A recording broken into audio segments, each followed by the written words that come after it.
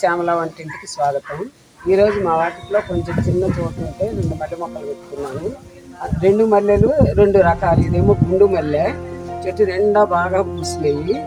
ఇదేమో పొడుగు మొగ్గ, ఇట్లా పొడుగుగా ఉంటుంది. సూది మల్లె అని కూడా అంటారు.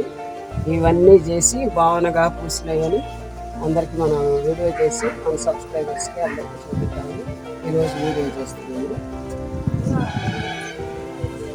మల్లెపూలన్నీ కూడా చక్కగా కోసిన పూలు ఇందాకటివి మాలలు కట్టాను.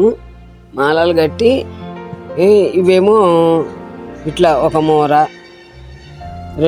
4 మూరలు వచ్చినాయి. మొత్తం 4 మూరల పూలు ఇవి. ఇవేమో పొడుగు మొగ్గ, ఇవేమో గుండు మొగ్గ. రేపు పూజకు ఉంచుకున్నాను. చక్కగా పూజకు బాగుంటాయి, దేవుడికి అలంకారంగా. ఎన్ని పూలు పూసినందుకు నా చెట్టుకి మాల కట్టుకున్నందుకు చాలా హ్యాపీగా ఉంది. దీనికి నేనేం ఎరువులు కూడా వేయలేదు, చక్కగా నీళ్లు పట్టానంతే. ఆకు దూసేసి నీళ్లు పట్టాను. ఇది 2వ కాపు. మొదటి కాపు కూడా ఇలాగే పూసింది.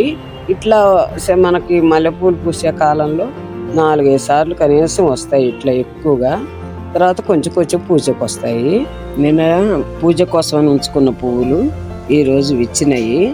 విచ్చితే తెల్లవారేసరికి చాలా బాగున్నాయి. ఇవేమో గిన్నెలుగా విచ్చినాయి చక్కగా. ఇవేమో ఎంత బాగా, ఇది ఒక రకం పువ్వు అన్నమాట మల్లెలోనే.